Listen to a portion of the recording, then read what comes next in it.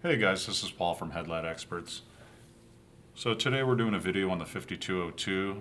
Just to clarify, a lot of people are having difficulties mounting this. So let's go ahead and get started. All right, so here we got the 5202.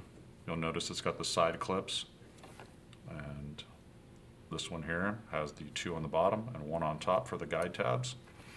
You'll see here that there used to be some guide tabs on this one. They're removed. So you'll want to make sure that the two guide tabs line up.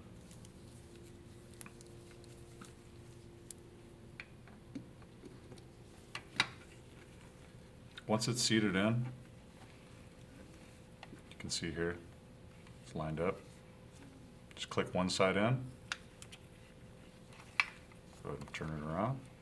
Click the other side in. That's it. So anyone who's having difficulties with this, let us know.